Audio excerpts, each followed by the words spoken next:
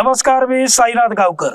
सिंधुदुर्गाच्या एकूणच राजकीय प्रवाहामध्ये ज्यावेळी भारतीय जनता पार्टीचा प्रवेश झाला त्यावेळी गावागावात आणि येथील जिल्हावासियांच्या मनामनात भारतीय जनता पार्टीचे विचार रुजवणारं अर्थातच अटलजी आणि स्वर्गीय बाळासाहेब ठाकरे यांचे शिष्य असलेले प्रमोद जठार माझ्या सोबतीनं आहेत.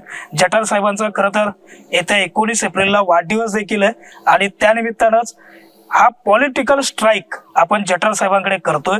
जठार साहेब, कोकणशाहीच्या विशेष कार्यक्रमात मी आपलं स्वागत करतो आणि सुरुवातीला वाढदिवसाच्या शुभेच्छा देखील देतो. धन्यवाद साहेब, खरं तर माझा पहिला प्रश्न असा आहे आपल्याला, आपण अगदी सुरुवातीपासून ज्यावेळी एकूणच राजकीय प्रवाहामध्ये सिंधुदुर्गच्या भाजपाची एंट्री झाली तेव्हापासून आपण भारतीय जनता पार्टी सोबत कार्यरत अगदी सुरुवातीपासून आताच्या लोकसभा निवडणुकीला आपण सामोरे जातोय.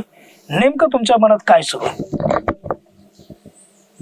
कुठल्याही निवडणुका त्या ग्रामपंचायतीच्या असू देत नाही तर पार्लमेंटच्या असू देत, या प्रत्येक निवडणुकीतनं देश 5-5 पावलं पुढे गेला पाहिजे. लोकांचा विकास झाला पाहिजे, लोकांचं कालचं उत्पन्न आज दुप्पट झालं पाहिजे, पुढच्या 5 वर्षाने तिप्पट झालं पाहिजे, लोकांच्या त्या प्रदेशातल्या इन्फ्रास्ट्रक्चरमध्ये डेव्हलपमेंट झाली पाहिजे, रोजगार मिळाला पाहिजे. या अनेक गोष्टी दर 5 वर्षाने असेच व्हायला पाहिजेत. जे उमेदवार 5-10 वर्ष खासदारकी आमदारकी स्वीकारतात, त्यांना ती मिळते, त्यांचं परफॉर्मन्स ऑडिट व्हायला पाहिजे आणि त्याच्यामधले नॉन परफॉर्मिंग जे असतील, NPA जे असतील, त्यांना जनतेने मतं नाही दिली पाहिजे. जो परफॉर्म करेल, ज्याचा स्ट्राईक रेट तुझ्या भाषेत चांगला असेल, ज्याचा कामाचा उरक चांगला असेल, ज्याला प्रशासन कळतं, जो 50 लाख कोटीच्या केंद्राच्या बजेट मधला जास्तीत जास्त भाग रक्कम आपल्या खासदारकीतल्या लोकांच्या कल्याणासाठी, समाजकारणासाठी खेचून घेऊन येईल, तोच खरा राजकारणी, तोच खरा खासदार. हे परफॉर्मन्स ऑडिट झालं पाहिजे आणि जो परफॉर्म चांगलं करतो त्याला रिपीट. जसं मोदींनी 10 वर्ष चांगलं परफॉर्म केलं, मोदींचा स्ट्राईक रेट चांगला आहे, मोदींचा कामाचा उरक चांगला आहे, मोदींच्या योजना मोदी सरकार असण्यापूर्वी पण होत्या, पण मोदी साहेबांचं जे अंमलबजावणी आहे, एक्झिक्युशन जे आहे, कारण या देशामध्ये गरिबी हटाव सारख्या नाऱ्यांना काही कमी नव्हतं. घटनेत काही चुकीचं नाही, खूप चांगल्या गोष्टी दिलेल्या आहेत, पण या सगळ्या गोष्टीच्या, कायद्याची, घटनेची, या सगळ्यांची अंमलबजावणी स्ट्रॉंग होत नव्हती. That is the question. म्हणजे 70 वर्ष प्रश्नावरती विचार झाले, 10 वर्ष मोदींच्या राज्यात उत्तरावरती विचार झाले. असा उत्तर देणारा, उत्तर सोडवणारा, प्रश्न सोडवणारा, कामाचा उरक असणार आहे अशी मंडळी राजकारणामध्ये ज्या दिवशी 10-10 टर्म, 5-5 टर्म, 2-2 टर्म निवडून येतील, मला वाटते तेव्हा खरं म्हणजे हे निवडणुकीचं मर्म आहे. खरं तर जठार साहेब, आपण एकूणच या राजकारणावरती उमेदवार कसा असावा ह्या विषयावरती नेहमी ऑन रेकॉर्ड, ऑफ रेकॉर्ड भरभरून बोलता. खरं तर आताच्या लोकसभा निवडणुकीमध्ये प्रमोद जठार हे उमेदवार असतील अशा पद्धतीची जनमानसामध्ये, कार्यकर्त्यांमध्ये मोठ्या प्रमाणात चर्चा देखील होती. आपणही इच्छुक आहात, हे वारंवार आम्हा प्रसार माध्यमांसमोर मांडलेलं देखील आहे. अजूनही वेळ गेली नाहीये, कारण की उद्यापर्यंत जाहीर होईल असं समोर आहे. आपण नेमकं कशा अपेक्षेनं आता पाहताय एकूणच या संपूर्ण विषयाकडे? माझ्या राजकारणाची पद्धत अशी आहे की मला एखादी निवडणूक लढवायसारखी वाटते तेव्हा मी त्या भूमिकेत घुसतो आणि मी निवडून येईन की नाही, मला कोणी तिकीट देईल की नाही, आमका विचार करणार, मी त्या भूमिकेत घुसतो. मी अभ्यास करतो आणि 1-2 वर्ष मी तोच असल्यासारखं काम करतो. तिकीट देणं ते it's is beyond my control. ते काय माझ्या हातात नाही पक्षाचं, कोणा जो देईल त्याच्या बरोबर काम करणं. मी जेव्हा 8ला या ठिकाणी आलो, मला कुठलीही पार्श्वभूमी नव्हती, पण मी आमदार असेल तर मी काय करेन, मी काय लोकांच्या स्वप्नाला पूर्णत्व देईन. मोदी सांगतात ना, मोदी साहेब, की माझी स्वप्न नाही, तुमची स्वप्न पूर्ण करण्यासाठी मी आहे, असं मोदी साहेब सांगतात. माझा पण हाच फंडा आहे की इथल्या लोकांची अपुरी राहिलेली स्वप्न कुठली आहेत ती शोधण्यात 1-2 वर्ष गेलं की हळूहळू तुम्ही लोकांच्या मनातले त्या भागातले त्या निवडणुकीतले ऑटोमॅटिक उमेदवार होता. आता ते शेवटी उमेदवारी कोणाला तरी एकालाच मिळते. त्यामुळे उद्या शर्यतीत तू जिंकला म्हणून मी तुझा दुश्वास करत असं नाही. आमच्या पक्षात ज्याला उमेदवार आहे. खरं साहेब, भारतीय जनता पार्टीची ही अगदी सुरुवातीपासूनची पद्धत आहे. म्हणजे वरती जो काही डिसिजन होईल तो सर्व कार्यकर्ते पदाधिकाऱ्याला फॉलो करावा लागतो. आता राणेंचं देखील नाव चर्चेमध्ये आहे. महायुतीकडनं तिकडनं भैयांचं आहे. समजा उद्या राणेंना उमेदवारी जर मिळणार असेल तर प्रमोद जठार नेमकं कशा पद्धतीनं एकूणच या निवडणूक प्रक्रियेमध्ये पाहायला मिळतील? नाही होणार म्हणजे होणारच आहे. नारायणरावांचीच उमेदवारी फायनल आहे, ते आम्हाला 4 महिन्यापूर्वीच माहित होतं. त्यामुळे त्यांची उमेदवारी आहे आणि ते निवडून येणार आहे. आणि आता आम्ही जी जनतेची स्वप्न गोळा केलेली आहेत ते निवडून आल्यानंतर खासदार म्हणून किंवा ते कॅबिनेट मंत्री पण होतील, सरकारात येतील, त्यांच्या माध्यमातून आम्ही पुरी करू.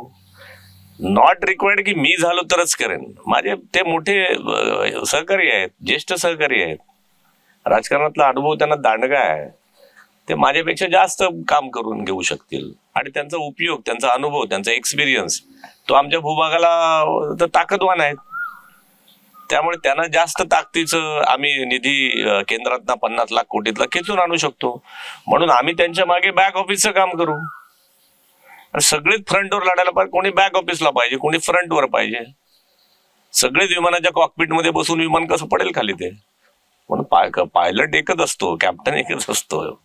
त्यामुळे आम्ही आणि ते जे आम्ही आता या कोकणामध्ये बघतोय त्या सगळ्या गोष्टी त्यांच्या माध्यमातून पुऱ्या करू. कामात कुठलीही कमी असणार नाही, उलट दाम दुपटीने काम करू. एक थोडासा मिश्किल सवाल आहे साहेब. खरं तर प्रमोद जठारांना कार्यकर्त्यांनी किती दिवस बॅक ऑफिसला बघायचं, कार्यकर्त्यांचा सवाल आहे. आमच्या DNA मध्ये आहे ना, आम्हाला जे बेसिक आपण म्हणतो ना लस देतो लहानपणी, काय म्हणतात त्याला, टिके. त्या आमच्या टिक्या ही आमच्या 1925 साली स्थापन झालेल्या संघाची आहे. आम्हाला तिथे शिकवलंच जातो, मंदिर उभविणे हेच अमुचे शील, असू आम्ही सुखाने पत्थर पायातील.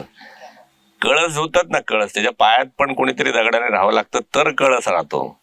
त्यामुळे सगळेच काही कळस होऊ शकत नाही. दहीहंडीमध्ये भोर फोडणारा एकच असतो, खालच्या थरांना पण महत्व असतं. त्यामुळे शेवटी राजकारण आहे ना बाळा, हे समाजकारणासाठी आहे. याचा कार्यकारण भाव ओळखा. ते माझ्या कुटुंबाचं ब्रेड अँड बटर चालावं, माझे उद्योग अशासाठी नाही आहे. हे समाजकारणासाठी असलेलं साधन आहे. ते इट्स नॉट साध्य. साध्य समाजकारण आहे, साधन राजकारण आहे.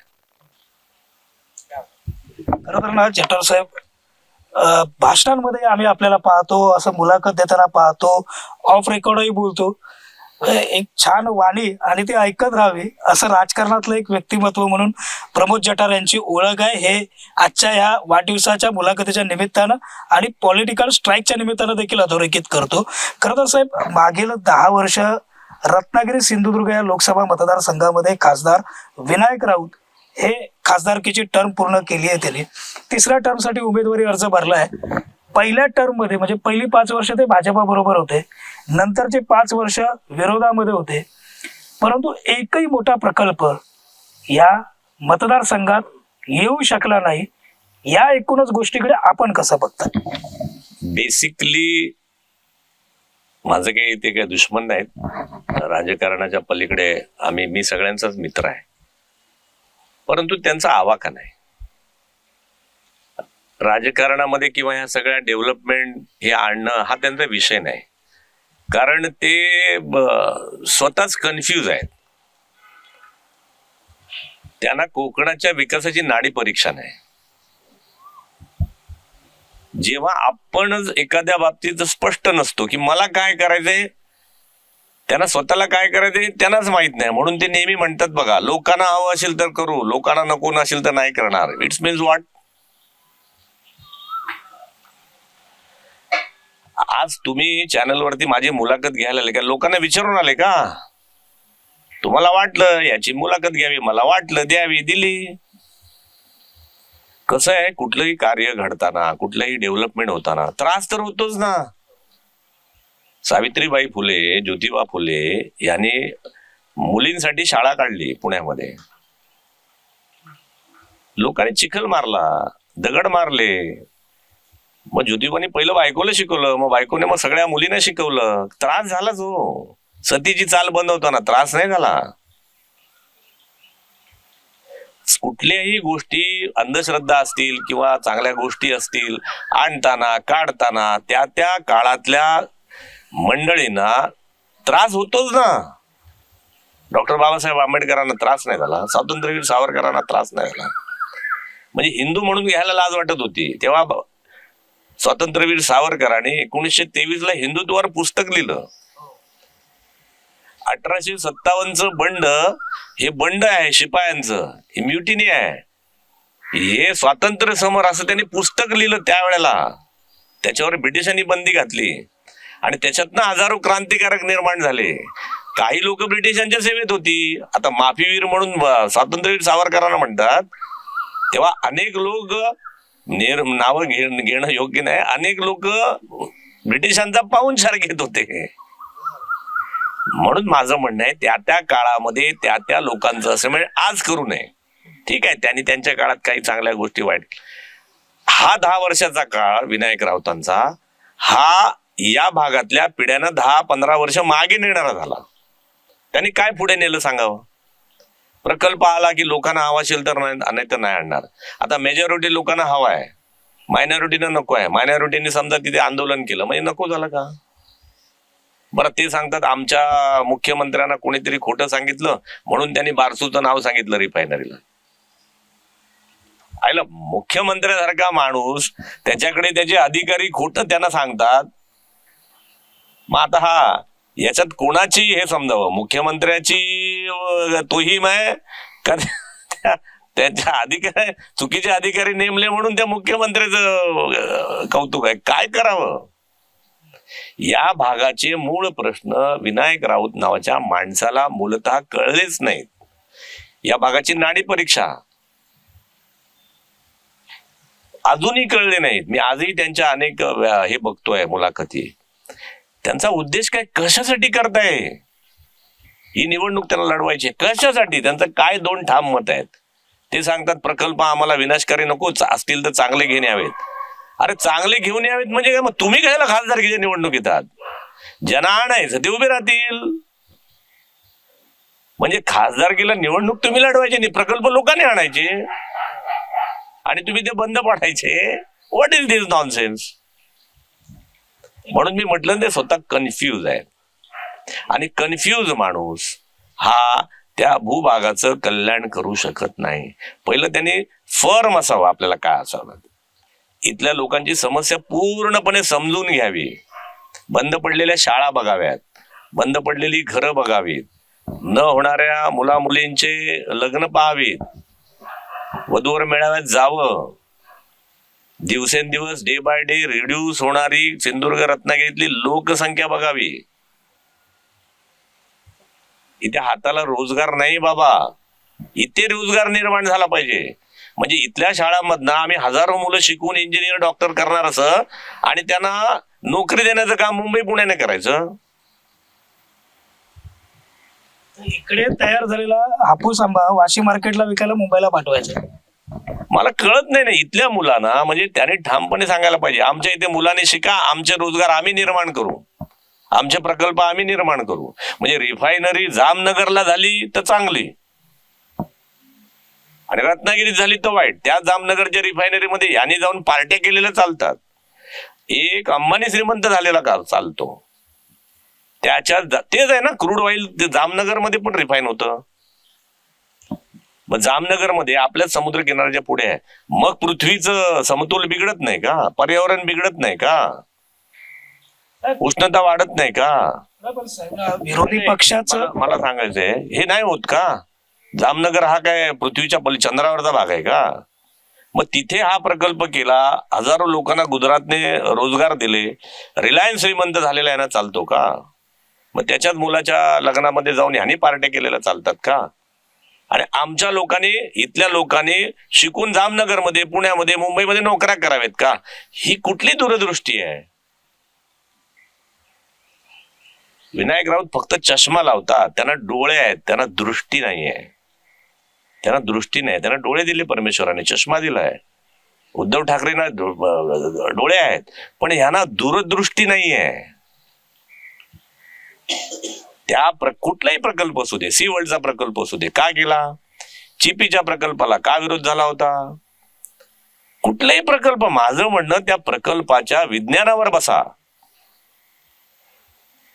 त्या प्रकल्पातनं जर निर्माण होणाऱ्या त्रुटी कशा कमी करता येतील, त्याच्यातनं फायदा काय होईल? आपल्या भागातली आजची समस्या काय आहे? तर रोजगाराची आहे. मग रोजगाराच्या समस्येवरती 2 लाख पोरांना रोजगार देणारा आंबा आहे, काजू आहे, पर्यटन आहे, काय ते पहिलं निश्चित करा. मग त्या कन्क्लुजन वरती या. उगाच आम्हाला मत द्या, आम्हाला खासदार करा, आम्हाला आमदार करा, मला काही कळत नाही. असे 100 वर्ष जरी लोक निवडून आले ना, तरी काही इथल्या भूभाग दिवसेंदिवस डे बाय डे खड्ड्यात जाईल, पिढ्यांचं नुकसान होईल. म्हणून माझी त्यांना विनंती आहे, तुम्हाला ते काय करायचं तुमच्या त्या जाहीरनाम्यात टाका. रिफायनरी नको, मग 2 लाख देणारा पोरांना रोजगार तुम्ही कसा देणार हे सांगा ना तुमच्या लेखाजोखात. नाही, त्याने मग रिफायनरी नको, दुसरा प्रकल्प आणावा, दुसऱ्याने आणावं, मग तुम्ही कशाला खासदार? मला काही कळत नाही. याचा अर्थ तुमच्याकडे, राज ठाकरे साहेब सांगतात तसं, तुमच्याकडे विकासाची ब्ल्यूप्रिंट नाही. कळलं साहेब? ह्यांच्याकडे काही नाही हातात. हे नुसतं भावनिक राजकारण करतात. हे वाईट, ते वाईट, मोदी वाईट, फडणवीस वाईट, शिंदे वाईट, म्हणून हे चांगले असं यांचं म्हणणं आहे. यांनी विकासाची आपली ब्ल्यूप्रिंट दाखवावी.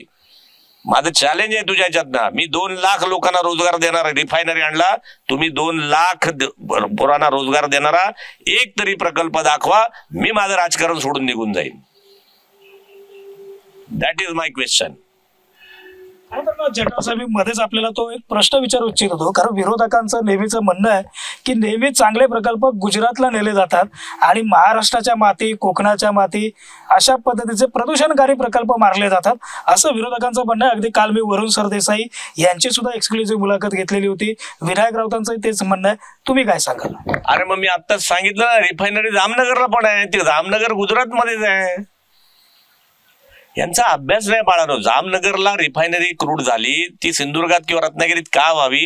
तर त्याच्याकडे टोपोग्राफिकली या किनाऱ्याच्या समोर अरेबियन कंट्रीज आहेत, तिथे क्रूड होतं, ते समुद्रातनं वाहून आणणं सोपं आहे. त्या जामनगरला जातं. तो प्रकल्प सावकारी आहे, हा प्रकल्प सरकारी आहे.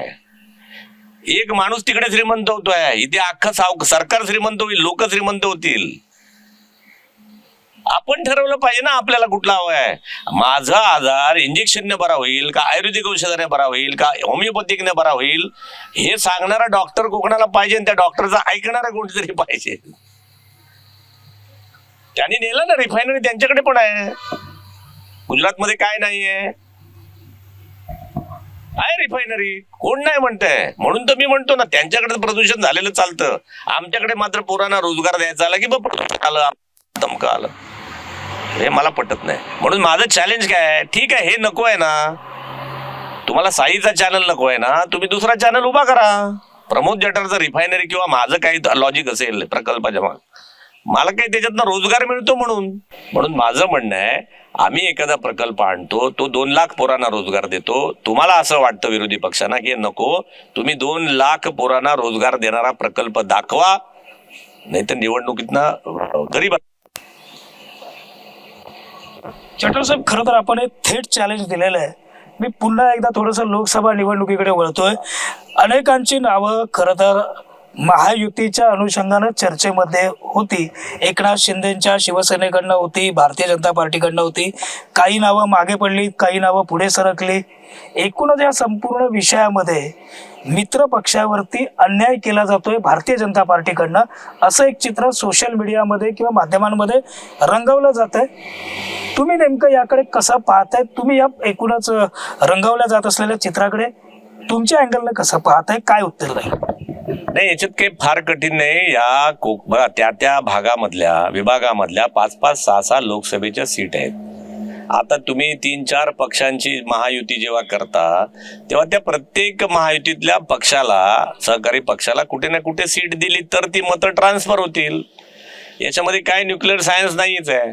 जसं रायगड तुम्ही राष्ट्रवादीला दिलीत, मग ठाणा किंवा कल्याण समजा तुम्ही शिवसेनेला घेणार आहात, तिकडचं मावळ तुमच्याकडे शिवसेनेकडे आहे शिंदेच्या.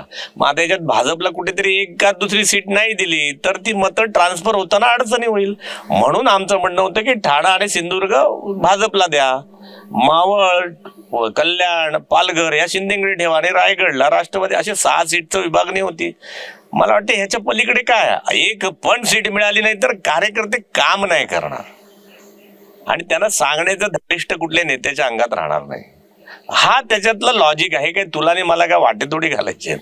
ह्या एकूण असलेल्या परिस्थितीतनं काय करता येईल बेस्ट तेवढाच विचार आहे त्याच्यामध्ये कधी कोणी हट्ट करू नये. जसं रायगडला आमच्या पक्षाचा हट्ट होता, आमच्या रवी चव्हाण साहेबांनी थांबवला आणि त्यांनी सांगितलं रायगड नाही, तटकराने द्यावे लागेल. कल्याण डोंबिवलीला हट्ट होता, रवी चव्हाणाने फडणवीसांनी सांगितलं नाही बाबा तिकडनं त्यांच्या मुलाला थांबवला.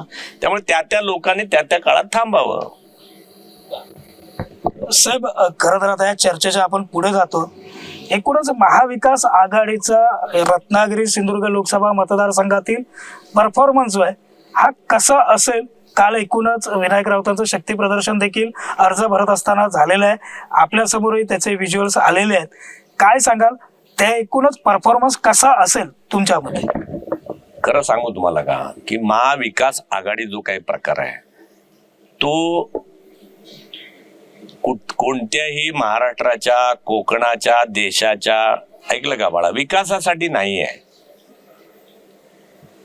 त्यांच्यात जो विकासाचा आत्मा असतो, डेव्हलपमेंटचा आत्मा असतो, देशाच्या 3 ट्रिलियन इकॉनॉमी करावी, देशाला समृद्ध करावं, असा कुठलाही त्यांचा अजेंडा नाही आहे.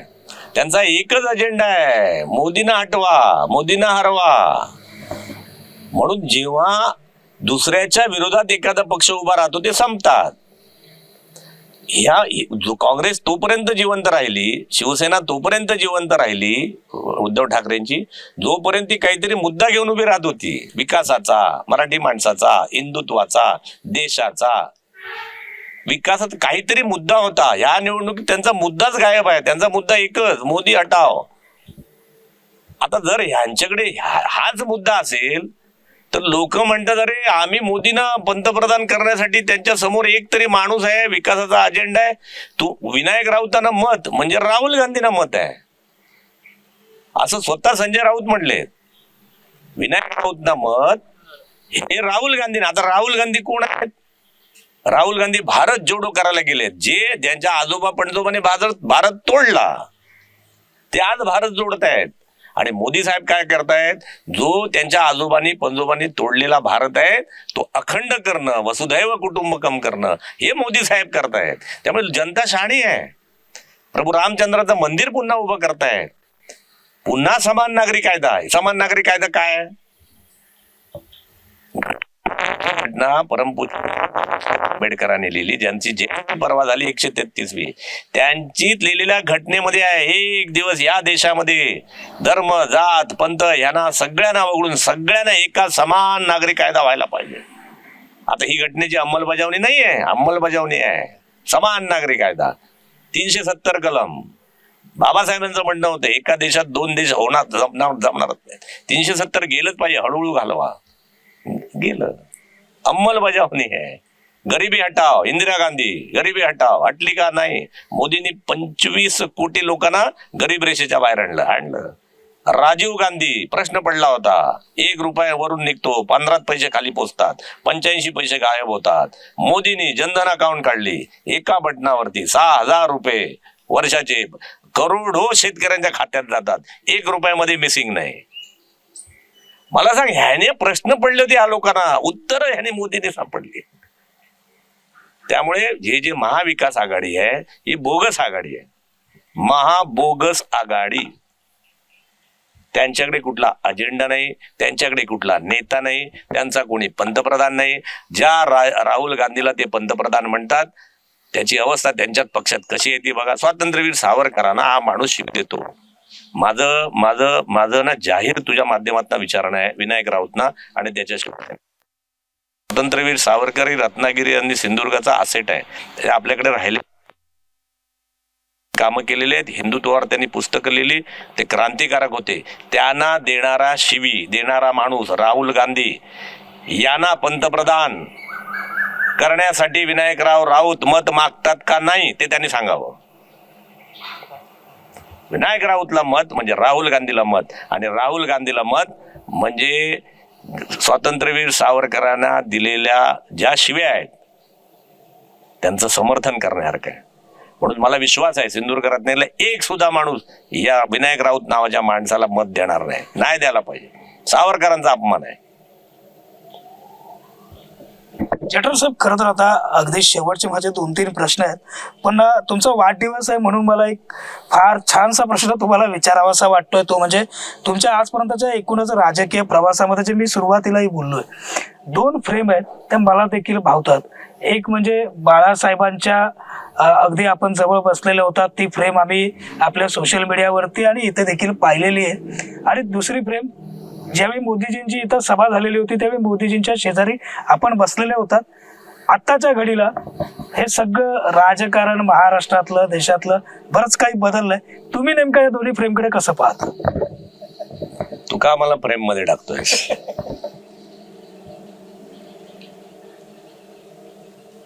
असं काही नाही बाबा. प्रेम कसं आहे, या मोठ्या लोकांचा त्या त्या वेळेला आलेला सहवास, सोबत, संपर्क, अशी माणसं आपल्या अनेक वर्षाच्या राजकीय तपश्चर्याने भेटतात आणि 2 मिनिटाचा 1 मिनिटाचा सहवास मिळतो. आम्हाला काही या मंडळींचा काही फार सहवास नाही, परंतु त्यांचं वागणं, त्यांचं बोलणं, त्यांचं चारित्र्य, ते कसं करतात काम, बाळा मला ना यांच्या निरीक्षणाची फार सवय आहे.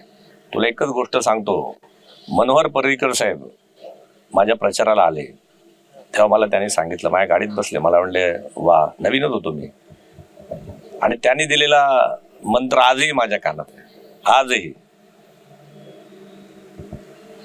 Pramod, politics should not be your skin, it should be like a T shirt. कधीही काढून कोणतीला टांगता आली पाहिजे, नाही तर ती रक्त येतं काढताना अंगावर. राजकारण हे समाजकारणासाठी आहे, त्यामुळे फार गुंतू नको त्याच्यात. अशी माणसांची संगत सोबत राहणं आहे ना, हे आवश्यक आहे. आपण निर्मळ राहतो, त्यांचा काही फायदा होत नाही, आपला फायदा होतो त्यांच्या अनुभवाचा. अशा अनेक मंडळी आहेत. म्हणून मी नुसत्याच त्यात फ्रेम नाही, तो माझ्या घरात किती आला असता तुझ्या लक्षात येईल. मी अशा अनेक मोठ्या मंडळीच्या बरोबर राहिल्याच्या जे काही माझे प्रसंग असतात, प्रेम असतात ते, आणि मग ते प्रसंग मला आठवतात. बाळासाहेबांच्या शेजारी बसतो, 5 मिनिटाची मला वेळ मिळते आणि 1.5 तास मला देतात. मर्द आहे म्हणले, तू मर्द. आता बाळासाहेब एखाद्या माणसाला मर्द म्हणतात, कौतुक आहे की नाही? नाही तर उद्धव ठाकरेंना नेहमी सांगत राहावं लागतं की मी मर्द आहे, मी मर्द आहे, मी मर्द आहे. साहेब बासून बाजला सांगतात तू मर्द आहे. कौन मर्द आहे? जठार साहेब, या चर्चेच्या पुढे जातोय. माझा एक या प्रेमच्या, प्रत्येक प्रेमच्या मागे अनेक गोष्टी दडलेल्या आहेत, त्यातली एकच तुला सांगितली. बरंच काही प्रमोद जठार यांच्याकडनं जाणून घ्यायचं असतं मला देखील आणि आपल्याला देखील. जठार साहेब, अगदी माझा हा शेवटचा प्रश्न आहे आपल्याला. प्रमोद जठारांची कोकण विकासाची नेमकी व्याख्या काय? स्वातंत्र्यवीर सावरकरांना एकदा प्रश्न विचारला होता की संयुक्त महाराष्ट्राच्या आंदोलनाबद्दल आपलं काय मत आहे. आता त्यांचा तो काळ होता. स्वातंत्र्यवीर सावरकरांनी सांगितलं होतं की मला संयुक्त महाराष्ट्रामध्ये बेळगाव कारवार महाराष्ट्रात राहील की नाही या चिंतेपेक्षा जो माझा सिंध प्रांत, सिंधू नदी जी माझ्या देशातनं गेली ती परत कधी येईल, मला त्याची चिंता जास्त आहे. म्हणून कोकणातल्या तुम्ही मूळ प्रश्नावरती, तुम्ही अनेक प्रश्नावरती लोक चिंता करतात. मला चिंता आहे कोकणातली 80% घरं पुन्हा कधी उघडतील, आणि ती उघडण्यासाठी मला त्या घरात येणाऱ्या प्रत्येक तरुणीच्या हाताला रोजगार देता येईल का, मला चिंता त्याची आहे. मग तो पर्यावरण पूरक असेल किंवा पर्यावरणाला आणखीन काही ऍडजस्टमेंट करून असेल, काही असेल, मला चिंता त्याची आहे. To be or not to be is the question. Konkan आता संपूर्ण बंद होईल, सगळीच लोक मायग्रेट होतील, डे बाय डे लोकसंख्या कमी झाली आहे. याचा काही लोकांना आनंद होतो, ते परुळेकर, मी काल त्याची मुलाखत बघत होतो. ही सगळी मंडळी आहेत ना, विनायक राऊत, कोणते परुळेकर, राजू परुळेकर आणि अनेक मंडळी आहेत, ही इथून गेली, ही बाहेर सुखवस्तू झाली, याने आपली कुटुंब वाढवली, नोकरी केलं, धंदे केले, सगळं केलं, नाही आता सल्ले द्यायला कोकणात येतात. त्यांनी कोकणातल्या एखाद्या खेडेगावात जाऊन त्या तरुणीची काय अडचणी त्या बघाव्यात आणि मग सल्ले द्यावेत. सल्ले देणं सोपं आहे बाळा. सारवलेल्या घरात राहा, अमकं कर, तमकं कर, काजूच्या बागेत राहा, आंब्याच्या बागेत राहा, सल्ले देणं सोपं आहे. कष्टाची कामं आहेत, आणि जेवढं कष्ट आहे त्या प्रमाणात त्याच्या हाताला रोज एक फळ नाही आहे, ही आमची समस्या आहे. म्हणून प्रत्येक 2000 गावातल्या 25-50 पोरांना ज्या दिवशी मी रोजगार देईन, तोच माझा या सगळ्या राजकारणातला अत्युच्च क्षण असेल, आनंदाचा क्षण असेल, की माझ्या प्रत्येक गावातल्या 25-50 पोरांना रोजगार मिळाला आणि ते हॅपी आहेत. ते माझं फलित असेल, ते लोकांचं सगळ्यांचं स्वप्नपूर्तीचा आनंद असेल. त्यामुळे बाकी सगळ्या गोष्टी फिजूल आहेत. एकच शाश्वत आहे, ती म्हणजे तुमच्या हाताला काम आहे का, तुमच्या घरामध्ये 25-50 हजार रुपये दर महिना जातात का. ते गेलं ते सगळ्या रोगाचा रामबाण औषध ते आहे, मूळ ते आहे. बाकी सगळे सल्ले आणि सगळ्या भावना त्या सगळ्या त्या लाटेसारख्या वाहून जातात. रात्री जेवताना टोपातला खडखडाटच बघून झोपावं लागतं, तेव्हा कोणी मत्तीला येत नाही बाळा. म्हणून हे जे अंतिम सत्य जे आहे ना, ते तो घरातला रोजगार आहे, तो मिळवून देणार. म्हणतो ना, स्वराज्य हा माझा जन्मसिद्ध हक्क आहे, तो मिळवणार. या पोरांचा रोजगार हाच आमचा जन्मसिद्ध अधिकार आहे, आणि तो आम्ही मिळवणारच. जठार साहेब, खरं तर अजून एक प्रश्न मला विचारावासा वाटला या निमित्तानं, कारण हे सगळं करत असताना हातात तितकीच पॉवर असणं सुद्धा आवश्यक आहे, हे जनमानसात माहिती आहे. प्रमोद जठार पुढच्या वाढदिनी आम्हाला राज्यसभेवरती किंवा विधान परिषदेवरती पाहायला मिळतील का, असा कोकणशाहीचा पण सवाल आहे आणि आपल्या कार्यकर्त्यांचा देखील आहे. हिम्मत मर्दा तो मदद एक खुदा, इज्जत और मोहब्बत मांगने से नहीं मिलती, ते आपल्या कर्तृत्वाने मिळवावी लागते. आणि मला वाटते, मला विश्वास आहे, माझ्याकडे पद असो नसो, माझे हौसले बुलंद आहेत. त्यामुळे परमेश्वराला या सगळ्या गोष्टी द्याव्यात लागतील, माझ्यासाठी नाही, लोकांच्या कल्याणासाठी. Yes, because I am bona fide, I am not mala fide. माझे विचार बोनाफाईड आहेत. मी लोकांच्या भल्याचाच विचार करतो, मी लोकांची स्वप्न पुरा करायचाच विचार करतो. त्यांना रोजगार, त्यांना काम, त्यांच्या हातात पैसे, त्यांच्या मुलाबाळांना चांगलं शिक्षण. त्यामुळे थिंग्स बियॉन्ड माय कंट्रोल मला मिळतील की ना मला माहित नाही. हिम्मत मर्दा मदद ए खुदा. थँक्यू. जठार साहेब, खरं तर वाढदिवस आहे आपला 19 एप्रिलला, आणि त्याच्या पूर्वसंध्येला आपण ही सविस्तर मुलाखत करतोय. या मुलाखतीमध्ये तुम्ही सहभागी झालात. अनेक ह्या कोकणशाहीच्या पॉलिटिकल स्ट्राईक या विशेष कार्यक्रमात अनेक थेट प्रश्नांची थेट उत्तरं देखील दिलात. खरंच धन्यवाद. कोकणशाही देखील नेहमी रोजगाराचा मुद्दा घेऊन आपल्या सर्वांसमोर येत असतं. आणि साहेब, आपण 80% घरं कोकणातली उघडावीत यासाठीचा केलेला संकल्प लवकरात लवकर सत्यात उतरू अशा पद्धतीच्या सदिच्छा देखील या वाढदिवसाच्या निमित्तानं आपल्याला देतो. आणि या मुलाखतीमध्ये इथं स्वल्पविराम देतो. आपणही कुठे जाऊ नका, पाहत राहा चॅनल कोकणच्या समृद्धीचं कोकणशाही. धन्यवाद. थँक्यू.